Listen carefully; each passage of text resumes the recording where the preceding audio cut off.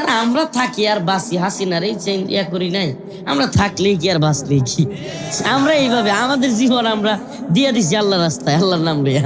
আমরা এত চিন্তা করি না, এই জন্য আমরা টেনশন করি না। বাকি যুবকদেরকে বলি, এদের দাঁত ভাঙা জবাব দিতে হবে।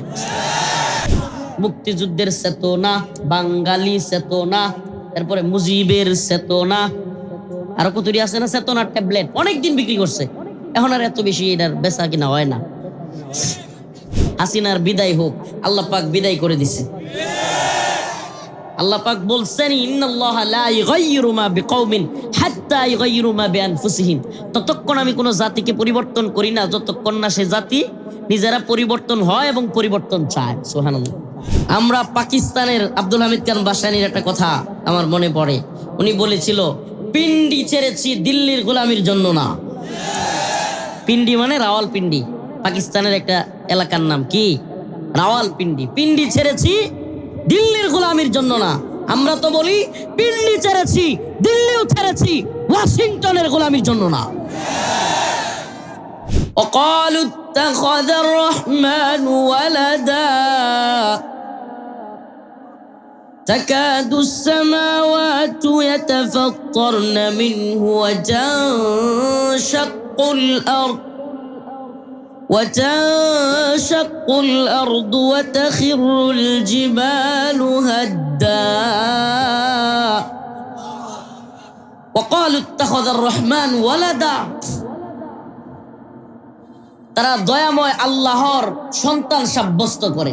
নাউজুবিল্লাহ। ওয়াকালু ইত্তাখাযার রহমান ওয়ালাদা, আল্লাহর জন্য কি সাব্যস্ত করে? কতই না জঘন্য, এটা কতই না জঘন্য। আচ্ছা, মনে করেন আপনার আব্বার, আল্লাহ মাফ করুক, আপনার বাবার একটা অবৈধ সন্তান আছে। এটা শুনলে আপনার মেজাজটা কেমন গরম হবে? আর আপনার বাপে যদি শুনে কেমন লাগবে? আমার কথা মনে হয় বুঝাইতে পারতেছি না, না বুঝতেছেন না? আপনার বাবার অবৈধ সন্তান আছে, এই কথা বলার দ্বারা আপনার রাগ উঠবে কি উঠবে না? আপনার বাবা যদি শুনে, যে বলবে তার অবৈধ সন্তান আছে, সে কেমন খেপবে? অথচ দয়াময় মালিক আমার আল্লাহর ব্যাপারে খ্রিস্টানরা হযরত ঈসা আলাইহিস সালামকে সন্তান সাব্যস্ত করে বসে আছে। আল্লাহ বলতেছেন কুরআনের আয়াত, তাকাদুস সামাওয়াতু ইয়াতাফাত্তারনা মিনহু ওয়া তানশাক্কুল আরদ। আল্লাহ বলতেছেন যে আসমান বিদীর্ণ হয়ে যায় আল্লাহ পাকের জন্য যখন সন্তান সাব্যস্ত করা হয়, যে আল্লাহর সন্তান আছে, এই কথা যখন কেউ বলে, আল্লাহ বলেন তাকাদুস সামাওয়াতু ওয়াল আরদ, আসমান বিদীর্ণ হয়ে যাইতে চায়। হায় ওয়া তানশাক্কুল আরদ, জমিন যেন ফেটে যাবে, চূর্ণ বিচূর্ণ হয়ে যাবে, এমন অবস্থা হয়। ওয়া তাখিরুল জিবাল হাদ্দা, পাহাড়গুলো মনে হয় যেন খসে পড়বে, ধসে পড়বে, এমন অবস্থা পরিস্থিতি তৈরি হয়। কেন? وقالوا اتخذ الرحمن ولدا, এই কথাটার ওজন কত বেশি যে আল্লাহর সন্তান সাব্যস্ত করে। ও প্রিয় মুসল্লিয়ানে কেরাম, প্রিয় ঈশ্বরগঞ্জবাসী, আপনাদের উপরে তো আমাদের কাছে মেসেজ গেছে, বয়াল থাবা চলতেছে খ্রিস্টান মিশনারি। আপনাদের ঈশ্বরগঞ্জ বিশেষ করে বাংলাদেশে টার্গেট করেছে খ্রিস্টান মিশনারি, যেগুলো নিয়ে আল্লাহ মাফ করুক আমাদের অনেকের খবরই নাই। তরুণ প্রজন্মের আলেমদেরকে বলবো, ইসলাম প্রিয় যুবককে বলবো, আলেম সমাজকে বলবো, সজাগ হন। আমরা শুনেছি, আমাদের কাছে নিউজ গিয়েছে, ঈশ্বরগঞ্জে আন্তঃধর্মীয় সংলাপের নামে জিহাদের বিরোধিতা, কিতালের বিরোধিতা এগুলো করা হচ্ছে, এবং সকল ধর্ম সঠিক এই ধরনের মতবাদ প্রতিষ্ঠা করার জন্য বিভিন্ন মিটিং, বিভিন্ন কাজ হচ্ছে। এটা আমাদের কাছে মেসেজ গেছে, রিপোর্ট আছে, একেবারে সুনির্দিষ্ট তথ্য আছে ঈশ্বরগঞ্জ থেকে। কি সেই তথ্য? আন্তঃধর্মীয় ইন্টারফেথ। ইন্টারফেথ কি? আন্তঃধর্মীয় সংলাপ কি? তাদের কার্যক্রম কি? এটা মুসলমান বুঝে না।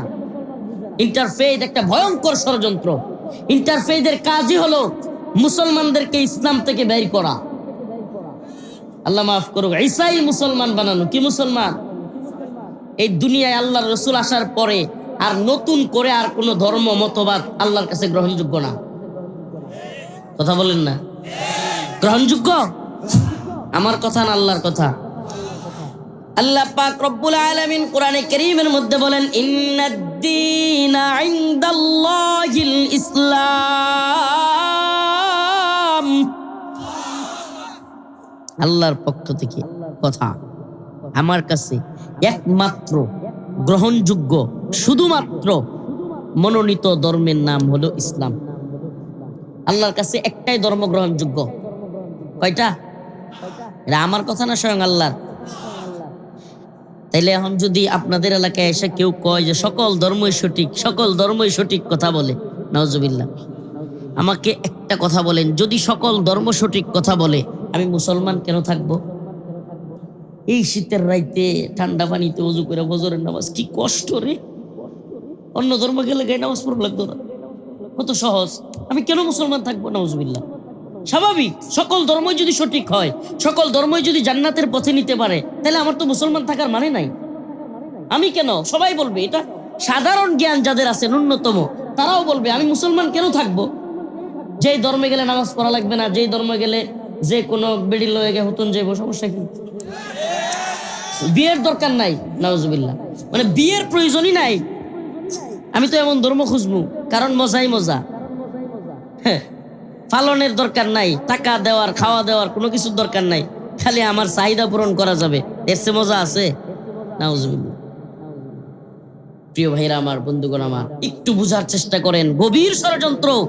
ওলামায়ে কেরামকে বলবো, ঈশ্বরগঞ্জের, সজাগ থাকবেন, সজাগ দৃষ্টি রাখবেন।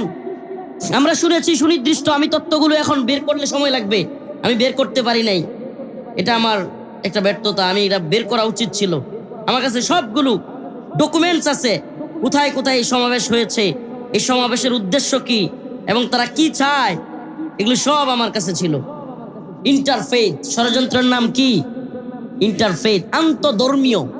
শুনতে খুব ভালো লাগে, সকল ধর্ম সঠিক, সকল ধর্মের লোক আমরা সৌম্য, ভ্রাতৃত্ব, এগুলো সম্পর্ক রাখবো। কথাগুলো কত সুন্দর না?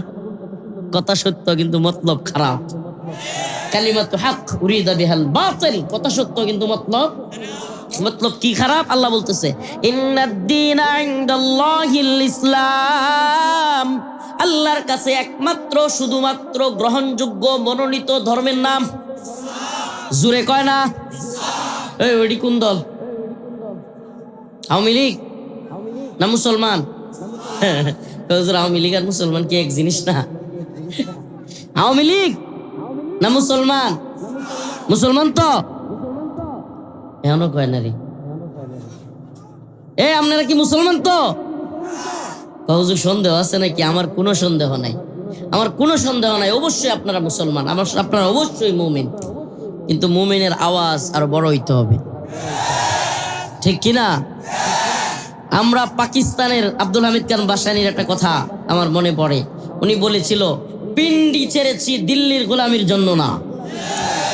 পিন্ডি মানে রাওয়ালপিন্ডি, পাকিস্তানের একটা এলাকার নাম কি? রাওয়ালপিন্ডি। পিন্ডি ছেড়েছি দিল্লির গোলামির জন্য না। আমরা তো বলি পিন্ডি ছেড়েছি, দিল্লিও ছেড়েছি, ওয়াশিংটনের গোলামির জন্য না। আমরা কি খ্রিস্টানরা গোলামি করবো? হ্যাঁ, আমরা কারো গোলামি করি না। গোলামি করব কার? গোলামি করব কার? আল্লাহ। আমাদের এই দেশে যদি নতুন করে কোন ধরনের ষড়যন্ত্র চাপিয়ে দেওয়া হয়, ইন্টারফেথ ষড়যন্ত্র, খ্রিস্টান মিশনারি তৎপরতা, ইসকনের তৎপরতা, কিংবা যে কোনো তৎপরতা যদি আমাদের উপর চাপিয়ে দেওয়া হয়, আমরা সোজা বলতে চাই, সমকামী এজেন্ডা, তারপরে ডারউইনি মতবাদ, কিংবা শিক্ষানীতির মধ্যে ইসলাম বিদ্বেষ, যে কোনো জায়গায় যদি ইসলামের বিরুদ্ধে কোনো কিছু আমাদের উপর চাপায়া দেওয়া হয়, আমরা আগেও প্রতিবাদ করেছি, এখনো করব, ইনশাআল্লাহ ভবিষ্যতেও কেউ যদি চক্রান্ত করে আমরা তাদের দাঁত ভাঙা জবাব দিব। রাজি আছেন তো? ইনশাআল্লাহ। সজাগ থাকতে হবে মুসলমান, এটা কথা মনে রাখবেন। ডাকাতি করব, আগামীকালকে আপনার ঘরে কি করব, এগুলো খালি যাই না রাখলেই ডাকাতি করতে পারবেন। কেমনে থামাইতে হইব এটা আপনি এমনি বুঝবেন। সুবহানাল্লাহ। কিভাবে থামাইতে হবে এটা কি আপনি এমনি বুঝবেন, মানে যদি নিজে থামাইতে না পারেন বুঝেন ডাকাত দল বড়, প্রয়োজনে মাইক মারবেন মসজিদে, সুবহানাল্লাহ, অন্যরা জানাইবেন, তাইলেই দেখবেন থাইমা যাবে। ঠিক কি ঠিক না? থাইমা যাবে, থেমে যাবে। সমস্ত ডাকাতের ডাকাতি, চুরের চুরি, চুর চুরি করতে পারবো আগের দিন জানা থাকলে করতে পারবে না। এই জন্য মুসলমান, এই যে হুজুররা আলেমরা খালি কয় সজাগ থাকবেন, সজাগ দৃষ্টি রাখবেন, আপনি কি ঘুমায় আছেন? এই এই জাগ্রত থাকাও এক ধরনের গুণ। কি? যদি দুনিয়ার খবর না রাখেন আপনি, যদি সচেতন না হন আপনি। প্রিয় হাজিরিন, প্রিয় উম্মাহ, আমরা সকলে মিলে চেয়েছি আলেম, ছাত্র, শিক্ষক, উস্তাদ, মুফতি, বক্তা, শাইখুল হাদিস, বিচারপতি, উকিল, সাংবাদিক, কলামিস্ট, বুদ্ধিজীবী, সকল অঙ্গনের মানুষ বাংলাদেশে চেয়েছে হাসিনার বিদায় হোক। আল্লাহ পাক বিদায় করে দিছে। আল্লাহ পাক বলছেন, ইন্নাল্লাহা লা ইউগাইয়িরু মা বিকওমিন হাত্তা ইউগাইয়িরু মা বিআনফুসিহিম। ততক্ষণ আমি কোনো জাতিকে পরিবর্তন করি না যতক্ষণ না সে জাতি নিজেরা পরিবর্তন হয় এবং পরিবর্তন চায়। সুবহানাল্লাহ, আল্লাহ বলতেছেন। তো আমরা পরিবর্তন চাইছি, হয়ে গেছে। আমরা এখন কোরআনী রাষ্ট্র চাইবো। কি চাইবো? কথা বলেন না। কোরআনী রাষ্ট্র। কি রাষ্ট্র? সমাধান কোন পথে? কোরআনের পথে। কোরআন কি বলছে? কোরআন কি বলছে? ইন্নাদ-দীনা ইনদাল্লাহিল ইসলাম। একমাত্র শুধুমাত্র গ্রহণযোগ্য মনোনীত ধর্মের নাম ইসলাম। আলাল আর দুলাল দুই ভাই। কয় ভাই? বাপে বলছে আমি আলালকে ভালোবাসি।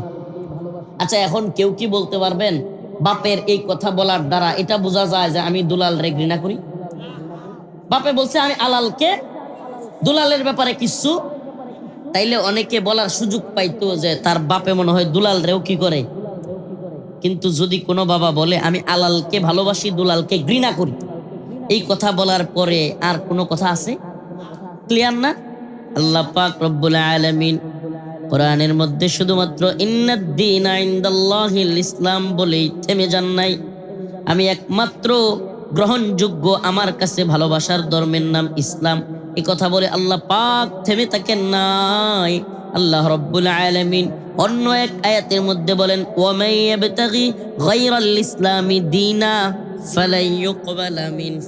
এই যে মনে করেন টিস্যুটা, ওয়া মান ইয়াবতাগি গায়রাল ইসলামি দীনা ফালাই ইউকবালা মিন। আল্লাহ বলেন এটা আমার কাছে কবুলযোগ্য, গ্রহণযোগ্য না। সুবহানাল্লাহ। আল্লাহ পাক শুধু এটা বলেন নাই যে ইসলামই আমার কাছে গ্রহণযোগ্য, আল্লাহ এটাও বলতেছেন ইসলাম ছাড়া অন্যগুলো কি না গ্রহণযোগ্য, এগুলো বাতিল। সুবহানাল্লাহ। ইসলাম কেন এসেছে? হুয়াল্লাযী আরসালা রাসূলাহু বিল হুদা ওয়া দীনিল হক লিইয়ুযহিরাহু আলাদ দীনি কুল্লিহি ওয়ালাউ কারিহাল মুশরিকুন। আল্লাহ রাব্বুল আলামিন বলেন, আমি আমার রাসূলকে সত্য দ্বীন সহ হিদায়াত দিয়া পাঠাইছি। লিইয়ুযহিরাহু আলাদ দীনি কুল্লি, সমাজতন্ত্র, গণতন্ত্র, সেকুলারিজম, যত ধরনের তন্ত্র মন্ত্র আছে, যত মতবাদ আছে, যত ধর্ম আছে, সকল ধর্ম সকল মতবাদকে নিচে ফেলে একমাত্র ইসলামকে বিজয়ী করবার জন্যই আল্লাহ তার রাসূল সাল্লাল্লাহু আলাইহি সাল্লামকে পাঠিয়েছেন। একমাত্র বিজয় করতে হবে কোন ধর্মকে? এটা আল্লাহর কথা। আল্লাহ পাক বিজয়ী হিসেবে দেখতে চান। তাহলে এখন আন্তধর্মীয় কিংবা ইন্টারফেথ, এটার কাজ কি? এটার কাজ হলো, আল্লাহ মাফ করুক, ঢাকায় বড় ধরনের একটা ইন্টারফেথের সমস্যা হয়েছিল, সমাবেশ হয়েছিল। সমাবেশ সমস্যাও কইতে পারেন না, সমাবেশ। সেখান থেকে বলা হয়েছিল এই যে কিছুদিন আগে যেটা ধরা খাইছে শাহরিয়ার কবির, মুনতাসির মামুন, শামসুদ্দিন চৌধুরী মানিক, এই লোকগুলো বলেছিল যে আমরা চাই প্রত্যেকটা স্কুলে, প্রত্যেকটা মাদ্রাসায়, নেতারা যারা আছেন খুব এগুলো কথাটা মনোযোগ দিয়ে শুনবেন, এরা বলেছিল এই ইন্টারফেথ বা আন্তধর্মীয় সংলাপ, আন্তধর্মীয় মানে সকল ধর্মের সংলাপ বা সমাবেশ, সেখানে তারা বক্তব্য রেখেছিল যে বাংলাদেশে স্কুল থাকবে, মাদ্রাসা থাকবে, সব জায়গায় সকল ধর্মের পড়াশোনা হবে। একটা ছেলে, আমার কথা শেষ করি, একটা ছেলে বা একটা মেয়ে সে যখন গ্রাজুয়েট হবে বা তার যখন বয়স হবে, সে যেই ধর্ম ভালো মনে করবে সে সেটা গ্রহণ করবে। চিন্তা করছেন কি বড় ষড়যন্ত্র? আর এটা ঈশ্বরগঞ্জ লিখে গেছে, আপনারা জানেন না। ঈশ্বরগঞ্জ এই অঞ্চলের মধ্যে সবচেয়ে ভয়াবহ থাবা এই খ্রিস্টান মিশনারির। এটা ঈশ্বরগঞ্জে চলতেছে। আমরা খবর নিয়ে যাই না, তারপরে বলতেছি, সুযোগ পাই না আগে বলতে। আল্লাহ আলহামদুলিল্লাহ। আপনি জানেনই না খ্রিস্টান মিশনারি তৎপরতা, এদের হাত কত লম্বা, এরা কত শক্তিশালী। আপনি দেখবেন যে খ্রিস্টান মিশনারির বিরুদ্ধে বা ইন্টারফেথের বিরুদ্ধে বক্তব্য দিচ্ছে এই হুজুর হঠাৎ করে নাই। আমরা থাকি আর বাঁচি, হাসিনার এই ইয়া করি নাই, আমরা থাকলেই কি আর বাঁচলেই কি, আমরা এইভাবে আমাদের জীবন আমরা দিয়ে দিচ্ছি আল্লাহর রাস্তায়, আল্লাহর নাম লইয়া। আমরা এত চিন্তা করি না, এই জন্য আমরা টেনশন করি না। বাকি যুবকদেরকে বলি এদের দাঁত ভাঙা জবাব দিতে হবে। আবারও বলতেছি, তারা কি বলছে দেখেন কথাটা কেমন। একটা ছেলে এবং একটা মেয়ে স্কুলে অথবা মাদ্রাসায় যেখানেই পড়ুক, সকল ধর্ম নিয়ে পড়াশোনা করবে। সে যখন বয়স্ক হবে, সে যেই ধর্মকে তার পড়াশোনার মাধ্যমে সঠিক মনে হবে সেটা গ্রহণ করবে। নাউজুবিল্লাহ। হাই হাই, ইসলাম থেকে ডাইভার্ট করার, ইসলাম থেকে খারিজ করে দেওয়ার কি ষড়যন্ত্র, কি কঠিন ষড়যন্ত্র। অথচ এটা কি কোনো মুমিনের সুযোগ আছে যে অন্য ধর্ম সঠিক কিনা যাচাই করে ইসলাম কবুল করা? হ্যাঁ, হাই হাই, সুযোগ আছে। ওমা কানা লিমুমিনিন ওয়ালা মুমিনাহ ইযা কাদাল্লাহু ওয়া রাসূলুহু আন ইয়াকুনা লাহুমুল খিয়ারাতু মিন আমরি। আল্লাহ রাব্বুল আলামিন বলেন, ওমা কানা লিমুমিনিন ওয়ালা মুমিনাহ, কোন মুমিন মুমিনার জন্য আল্লাহ এবং তার রাসূল যা ফয়সালা করেছেন তার বাহিরে যাওয়ার কোনো ইখতিয়ার নাই। সুবহানাল্লাহ। আল্লাহ এবং তার রাসূলের পক্ষ থেকে যে ফয়সালা মুমিনের জন্য হয়েছে তার বাহিরে যাওয়ার কোনো সুযোগ নেই। এটা কিভাবে? হুজুর আমি তো বাহিরে যাই, নামাজ পড়ি না, ঠিক মতো রোজা আইলে রোজাও রাখি না, তাইলে আমি কি মুমিন না? ভাই আমি আমার কথাটা বোঝার চেষ্টা করেন। একটা হলো মানসিকভাবে নৈতিকভাবে ত্যাগ করা, আর একটা হলো শয়তানের ধোঁকায় পড়ে ত্যাগ করা। কথাটা ভালোভাবে বোঝার চেষ্টা করুন। একটা হলো মানসিকভাবে, আন্তরিকভাবে, বিশ্বাসগতভাবে যে আমি নামাজ পড়বো না, নামাজ পড়লে কি হইব? নাউজুবিল্লাহ, নাউজুবিল্লাহ বলেন। নামাজ পড়লে কি হবে এই চিন্তা ফিকির থেকে কেউ যদি নামাজ না পড়ে সে কাফের হয়ে যাবে, তার ঈমান থাকবে। কেউ যদি বিশ্বাসগতভাবে নামাজকে অস্বীকার করে তার কি থাকবে না? থাকবে নাকি? কোরআনকে যদি কেউ অস্বীকার করে, কিন্তু কেউ যদি কোরআন তিলাওয়াত করে না বা পারে না বা পড়তে মন চায়, মানে পড়তে পারে না, এর জন্য ঈমান যাবো গা। কিংবা কেউ শয়তানের ধোঁকায় পড়ে নামাজ পড়ে না, কিছুদিন পরে তওবা করে নামাজে ফিরে আসছে, তার ঈমান যাবো গা। প্রিয় হাজিরিন, কথাটা ভালোভাবে বোঝার চেষ্টা করবেন। এই জন্য নৈতিকভাবে, বিশ্বাসগতভাবে আল্লাহ এবং তার রাসূল অকাট্য যে বিধিবিধান দিয়েছেন, দলিল সমৃদ্ধ একটা বিধান কেউ অস্বীকার করার কোনো মুমিনের সুযোগ নাই। আল্লাহ রাব্বুল আলামিন কোরআনে কারীমের মধ্যে মুমিনের বর্ণনা দিতে গিয়া বলেন, ওয়া ক্বালু সামি'না ওয়া আতা'না। সুবহানাল্লাহ। আসেন না বলি, ক্বালু সামি'না, বলেন সামি'না ওয়া আতা'না, সামি'না ওয়া আতা'না। আল্লাহ বলেন মুমিন বান্দার প্রকৃত গুণাবলী হলো যখন তাকে আল্লাহর পক্ষ থেকে, কোরআনের পক্ষ থেকে কিছু বলা হয়, সে বলে সামি'না ওয়া আতা'না। আল্লাহ আমি শুনলাম এবং মানলাম। অর্থ কি? সুবহানাল্লাহ। শুনলাম এবং, এর চাইতে সুন্দর কথা আছে? শুনলাম এবং মানলাম। মুমিন কি বলবে? যে আল্লাহ বলছে, আল্লাহ বলছে 4টা পর্যন্ত বিয়ে করা জায়েজ। মুমিন কি বলবে? যে একটাই পারি না, সাইড দেখে কেমনে? পারলে মারস, না পারলে নাই, বিধান তো আছে যে বেটা পারবো বেটা করবো। নামাজ কেউ যদি পড়তে না পারে, আল্লাহর কাছে তওবা করে ফিরে আসে, আল্লাহ পাক মাফ করে দেওয়ার সম্ভাবনা আছে। কিন্তু যদি বিরোধিতা করে, হ্যাঁ কথা বলেন না। ও মুসলমান প্রিয় ভাইরা আমার, ঈশ্বরগঞ্জবাসী গভীর মনোযোগ দিয়া কথাগুলো শুনবেন। ইন্টারফেথের থাবা এত ভয়াল থাবা আজকে আমাদের কাছে এমন অবস্থায় চলে আসছে, আমরা বুঝে না বুঝে ইসলামের বাহিরের কথাগুলো বলে ফেলতেছি, মনে করতেছি আয় হায় ইসলাম বুঝি এত কট্টর। ভাই ইসলাম কট্টর না, কিন্তু দ্বীনের ব্যাপারে নমনীয় না। ইসলাম কোন বিষয়ে কট্টর না? এক সময় জীবন্ত মেয়েদেরকে পুঁতে ফেলা হইতো। সুবহানাল্লাহ। আল্লাহ পাক রাসূল সাল্লাল্লাহু আলাইহি সাল্লামকে বললেন যে এই জীবন্ত পুঁতে ফেলাকে বন্ধ করে দেন। সুবহানাল্লাহ। আল্লাহ রাসূল বললেন, কুলু লা ইলাহা ইল্লাল্লাহ তুফলিহুন, তোমরা বলো আল্লাহ এক, অদ্বিতীয় কেউ নাই, সফল কাম হবে, আর তোমাদের নারীদেরকে জীবন্ত পুঁতা যাবে না। সুবহানাল্লাহ। কত উদারতা না? বলেন না? আচ্ছা, পুরা পৃথিবীর সব কাফেররা মুসলমান হয়ে জান্নাতে গেলে আমগর কোনো কমতি আছে? এটা ইসলামের উদারতা। এটা ইসলামের কি উদারতা। মুদিও যদি তওবা করে মুসলমান হয়ে যায় আর যদি জান্নাত জায়গা, আমার জান্নাত কি মুদি নিতে পারবো? কথা কন্যা করে বেড়ায়, হাসা কইছি না। মুদি যদি তওবা করে মুসলমান হয়ে যায়, সাব্বির ভাই আপনি কোনটা কোন? হ্যাঁ, কি আমার জান্নাত নিতে পারবো গা? হ্যাঁ, সুবহানাল্লাহ। ইসলাম এর চাইতে উদারতা কি আছে? আমি যদি কথার কথা, আল্লাহ মাফ করুক, কথার কথা আল্লাহ মাফ করুক, আমি আপনি যদি অন্য ধর্মেও যাই, অন্য কোন ধর্ম এমন আছে যেই ধর্ম ইসলাম কবুল করার সাথে সাথে পূর্বের গুনাহ মাফ? এমন কোন ধর্ম আছে যে সে আমারে ভাই ভাই মনে করবো? সুবহানাল্লাহ।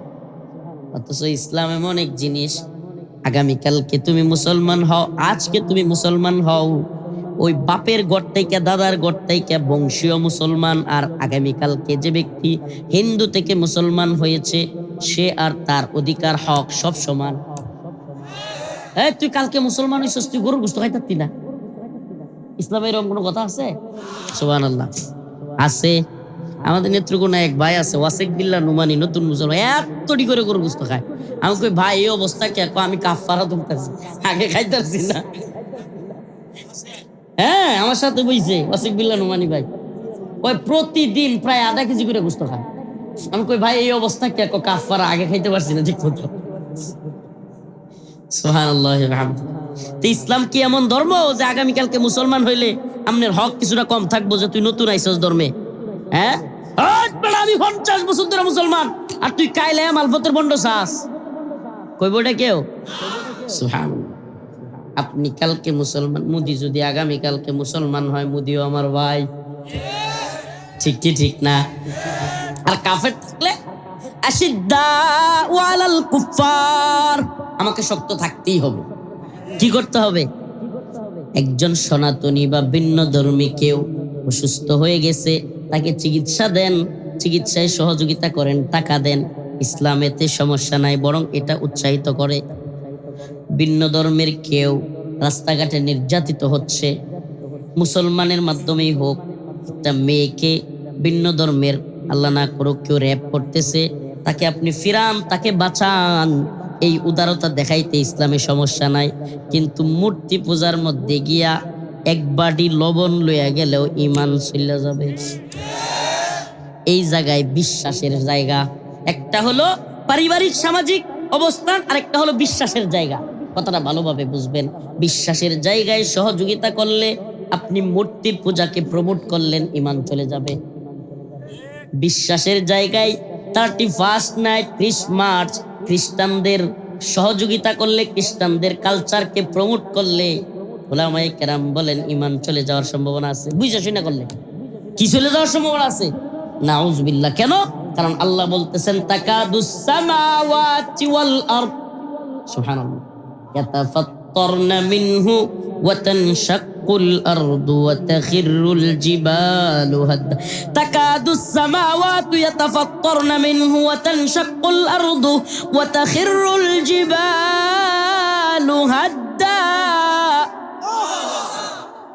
ওয়া ক্বালু ইত্তাখাযার রাহমান ওয়ালাদা। হে আল্লাহ, আল্লাহ বলেন তোমরা রহমান দয়াময় আল্লাহর জন্য সন্তান নির্ধারণ করেছো, অথচ এটা কতই না জঘন্য। লাকাদ জিতুম শাইআন ইদ্দা, ইদ্দা, তোমরা তো এমন একটা বিষয়ের অবতারণা করেছো যেটা আল্লাহর জন্য কতই না বিভৎস, কতই না ভয়ঙ্কর। নাউজুবিল্লাহ। তো ঈসা আলাইহিস সালামকে তারা আল্লাহর সন্তান মনে করে, খ্রিস্টীয় শতাব্দী উদযাপন করে।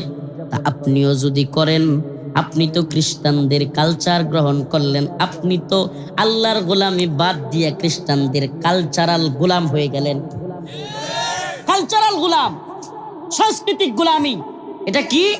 আমরা মুসলমানরা বা আমরা এই ভারত উপমহাদেশে 1947 সালে ইংরেজদের 200 বছরের গোলামি থেকে স্বাধীন হয়েছি ঠিকই, কিন্তু মানসিকভাবে, মেন্টালি, সাবকনশিয়াস মাইন্ডে, অবচেতন মনে গোলামিটা ধরে রাখছি। নাউজুবিল্লাহ, নাউজুবিল্লাহ বলেন।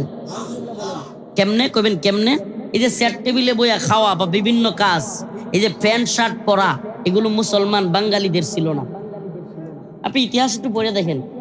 ইতিহাস পড়ে দেখেন, বাঙালি মুসলমানরা এই চেয়ার টেবিলে বসে খাওয়া আর এই প্যান্ট শার্ট পরা, এই আজাইরা স্মার্টনেস, এখন তো দেখতেছি নতুন স্মার্টনেস আইছে, পেন্সিললেও স্মার্ট।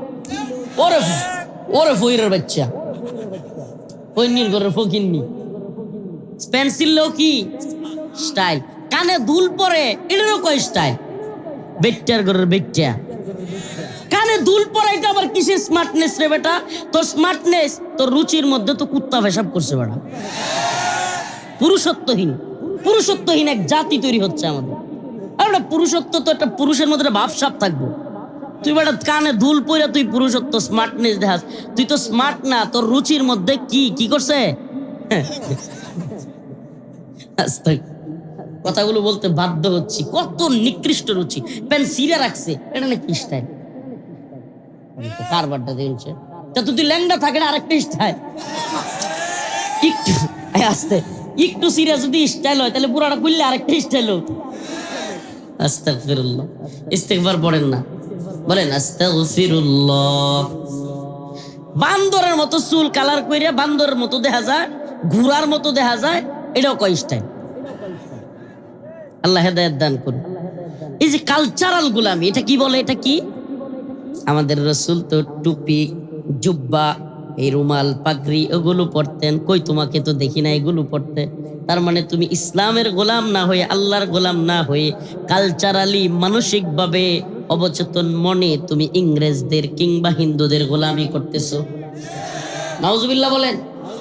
এই যে আতশবাজি, ফটকা, কিছুক্ষণ আগে নিউজ পাইলাম ঢাকায় এক বৃদ্ধ আতশবাজির, ফটকাবাজির শব্দে, বিকট আওয়াজে আকস্মিক স্ট্রোক করে মারা গেছে। একটা বাচ্চা ছেলে মারা গেছে এই আতশবাজি করতে গিয়া। আল্লাহ আমাদেরকে মাফ করুক, বলে না আমি। একটা জিনিস ভালো হয়েছে, যারা বলে এই বেহুদাগুলো যেগুলো চিল্লায় মাহফিল দিয়ে কি উপকার কি উপকার, আমি বলি একটু আয়সা দেখ বেটা, ঈশ্বরগঞ্জে আলহামদুলিল্লাহ এই তথাকথিত 12টার সময় হাজার হাজার মানুষ কোরআনের কথা শোনার জন্য বসে আছে। এই যুবকরা ফটকা নিয়ে বসে নাই, আতশবাজি নিয়ে বসে নাই, ইংরেজদের গোলামির ব্যস্ততা নাই, আমরা আল্লাহর গোলামিতে ব্যস্ত। এভাবে যদি আল্লাহর গোলামিতে ব্যস্ত হতে পারি, হিন্দুত্ববাদী, ব্রাহ্মণ্যবাদী, তাগুতি শক্তির মোকাবেলা করে ভারতের দিল্লির মসজিদেও আমরা কালেমার পতাকা পাত করে উড়াতে পারবো।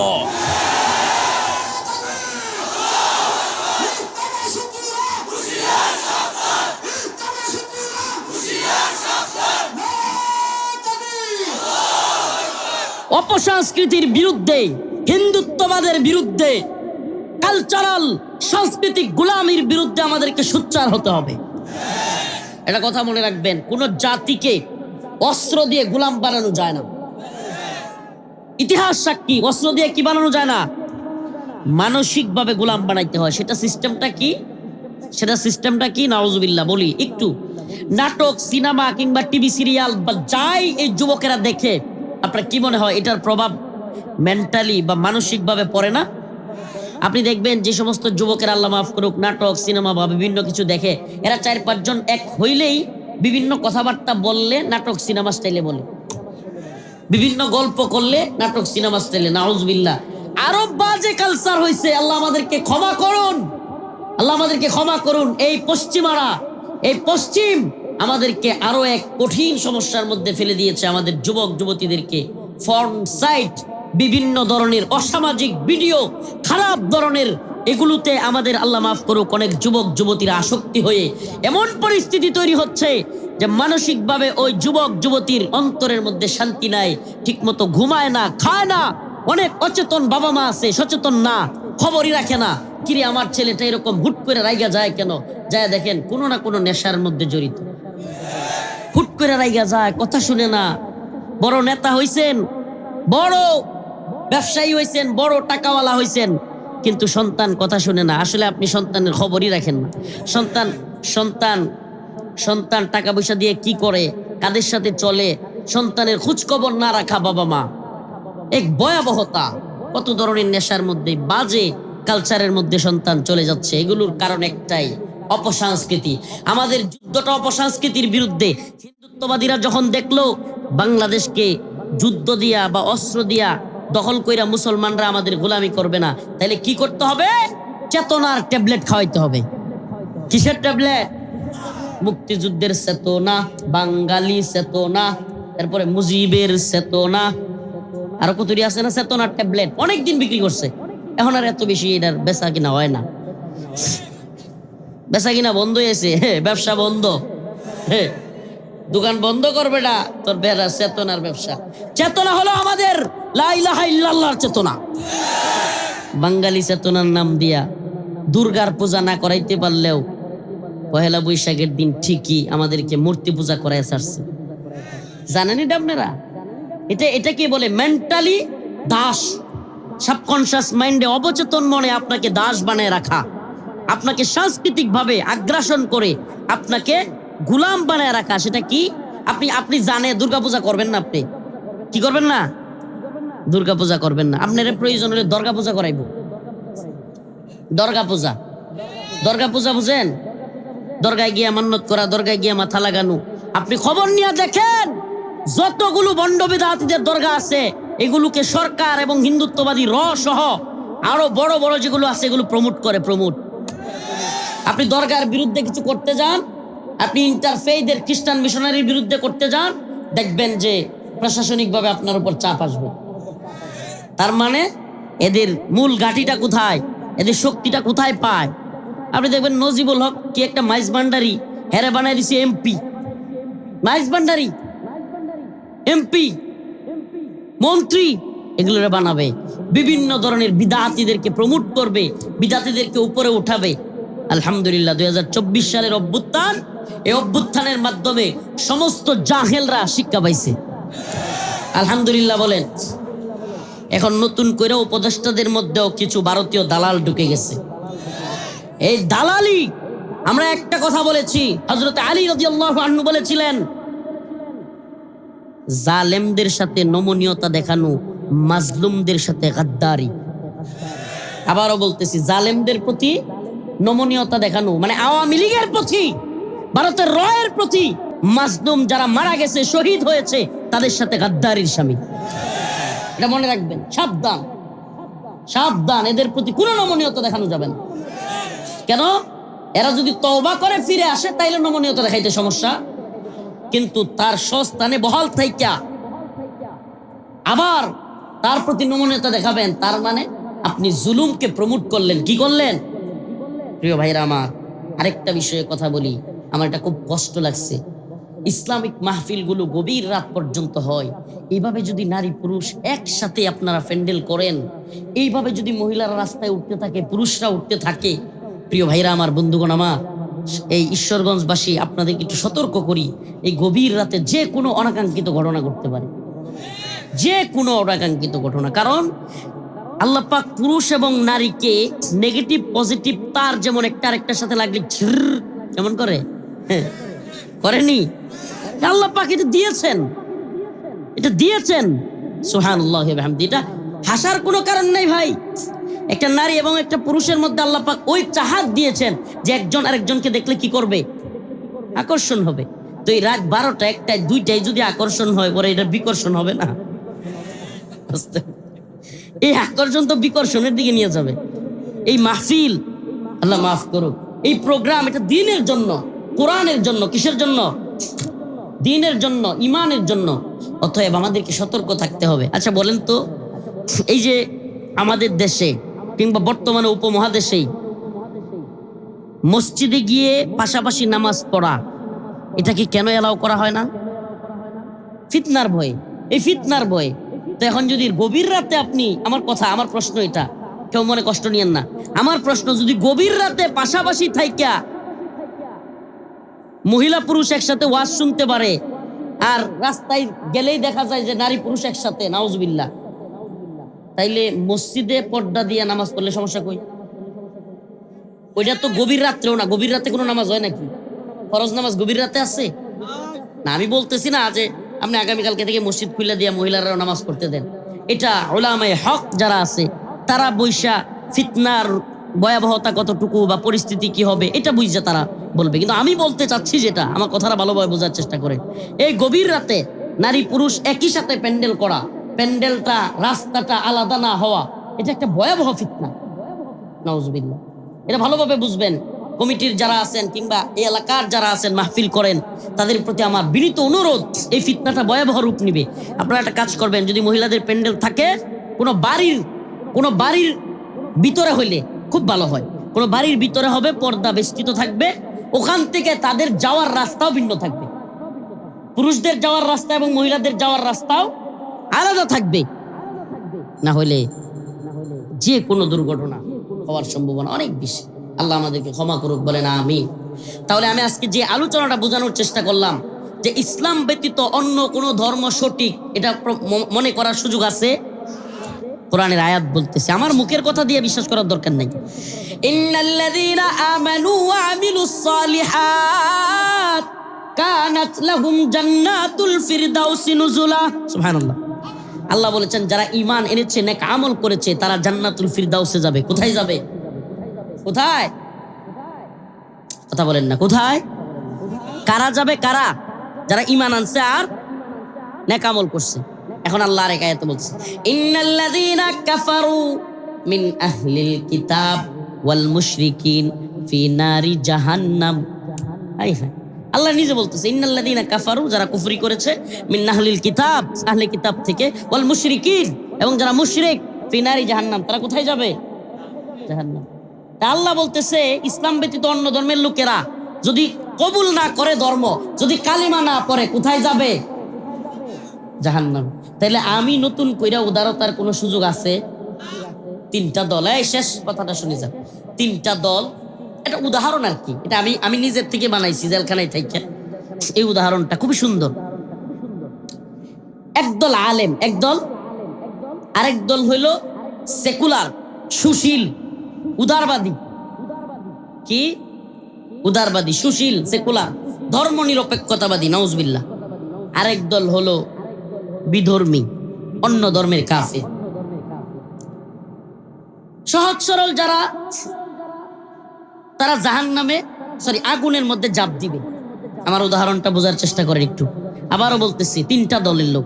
একদল নিরীহ মানুষ, সাধারণ মানুষ, আরেক দল সুশীল, আরেক দল আলেম, আরেক দল আলেম। কয়টা দল? তিনটা। যারা নিরীহ লোক, তারা নিয়ত করছে, একটা গর্ত বানাইছে, আগুনের গর্ত। কিসের গর্ত? তারা আগুনের দিকে জাপ দিবে। আল্লাহ মাফ করুক, আল্লাহ মাফ করুক। উদাহরণ দেওয়ার জন্য, বোঝানোর জন্য দিয়ে খেয়াল করেন। মনে করেন কারে বানায় সুশীল। আচ্ছা, এই হুজুর সুশীল, আপনি সুশীল কিছুক্ষণের লাগে, ঠিক আছে। সাব্বির ভাই আলেম, হ্যাঁ। আমি নিরীহ মানুষ, নিয়ত করছি আগুনের মধ্যে লাফ দেন। কোথায়? শুনেন কিন্তু, আবার একেবারে প্র্যাকটিক্যাল বোঝানোর জন্য। এই ঈশ্বরগঞ্জের মুসলমান, আপনারাই সবচেয়ে বেশি এই খ্রিস্টান মিশনারি তৎপরতার মধ্যে আল্লাহ না করুক পড়ে যাচ্ছেন। সুশীল লোক, নিরীহ লোক, আলেম। নিরীহ লোক নিয়ত করছে আগুনের মধ্যে জাপ দিব। কি করব? আগুনের মধ্যে জাপ দিব। আলেম দৌড়ে গিয়ে থামাইছে, এই কি করতেছো, কি করতেছো, আগুনে জাপ দিচ্ছ কেন? আগুনের গর্ত কইরা তুমি আগুনে জাপ দিবা?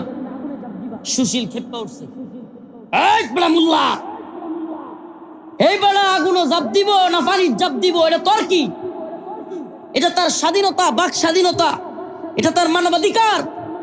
তুই বেড়া মোল্লা মানবাধিকার লঙ্ঘন করতেছিস। বুঝছেন স্লোগান? ওই নিরীহ লোকটা হলো, মনে করেন, বিধর্মী, অন্য ধর্মের লোক। অন্য ধর্মের লোক ইসলাম কবুল না করলে কোথায় যাবে? তো জাহান্নাম। কি আগুন আছে না নাই? উদাহরণটা বোঝার চেষ্টা করেন। ওই লোকগুলো কোন দিকে দৌড় দিছে? আগুনের দিকে। এখন যখন আলেমরা, আমরা সবাই মিলে তারে বাঁচাইতে গেলাম, যে ভাই তুমি মুসলমান হয়ে যাও, আগুনে জাপ দিও না, সুশীল খেপে গেছে গা। সুশীল কয়, হ্যাঁ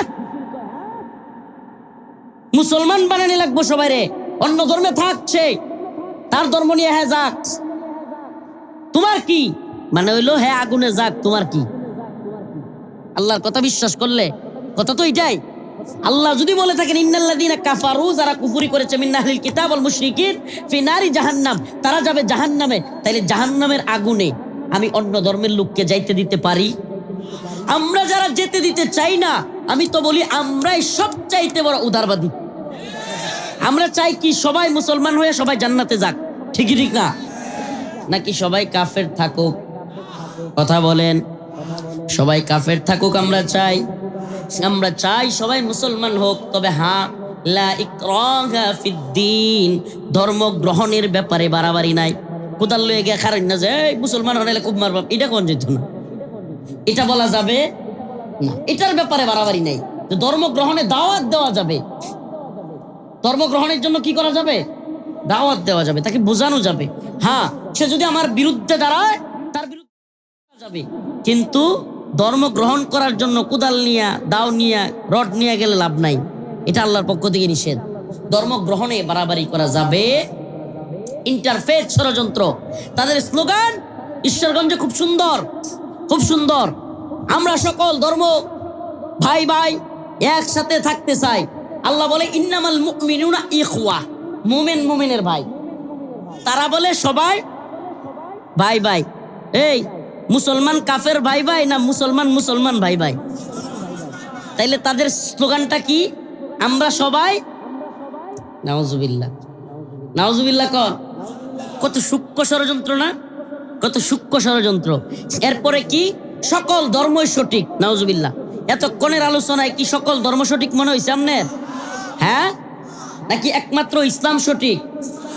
একমাত্র ইসলাম সঠিক মনে করে মৌলবাদীরা। যদি তোরা কস আমরা মৌলবাদী, হ্যাঁ আমরা মৌলবাদী। একমাত্র ইসলাম সঠিক মনে করে জঙ্গিবাদীরা। হ্যাঁ, তোরা আমরা জঙ্গি কস, আমরা জঙ্গি। ওয়ালা ইয়াখাফুনা লাউমাতা লাইম, তোদের নিন্দার পরোয়া আমরা করি না। তোরা আমরা কি কইলি না কইলি এতে আমাদের যায় আসে? আমরা মুসলমান, আমরা আল্লাহর গোলামি করি। আমরা জানি ইসলাম মেনে কবরে যেতে পারলে শান্তি। ইসলামের বাহিরে কোনো ধর্মে শান্তি নাই, নাই, নাই। ঠিক না? তাইলে ইন্টারফেথ ষড়যন্ত্র মোকাবেলা করার জন্য আমরা তৈরি আছি তো? ইনশাআল্লাহ তৈরি আছি তো? আমরা ঈসাই মুসলমান হতে চাই। আমরা ইসলাম ব্যতীত কোনো ধর্ম গ্রহণ করব, ইসলাম ব্যতীত কোনো ধর্মের পক্ষে সাফাই গাইব। ইসলাম ব্যতীত কোনো ধর্মের লোকেরা যদি আমাদের ধর্মের লোকদেরকে কোনোভাবে প্রভাবিত করে, কোনোভাবে বিরোধিতা করে, তাহলে আমরা তার দাঁত ভাঙা জবাব দিব। তোরা তোদের ধর্ম পালন কর, সমস্যা নাই, এটা আমরা বাধা দিব না। আবার আমার কথা ভালোভাবে বুঝেন। খ্রিস্টান তার খ্রিস্টান ধর্ম পালন করুক বাংলাদেশে, হিন্দু তার হিন্দু ধর্ম পালন করুক বাংলাদেশে, এতে আমাদের আপত্তি নাই। আপত্তির জায়গাটা হলো কোন মুসলমানকে যদি প্রভাবিত করে, কোন মুসলমানকে বাধ্য করে, ইসলামের বিরুদ্ধে ষড়যন্ত্র করে, আমরা তার দাঁত ভাঙা জবাব। ইনশাআল্লাহ রাজি আছেন তো? রাজি আছেন তো ইনশাআল্লাহ?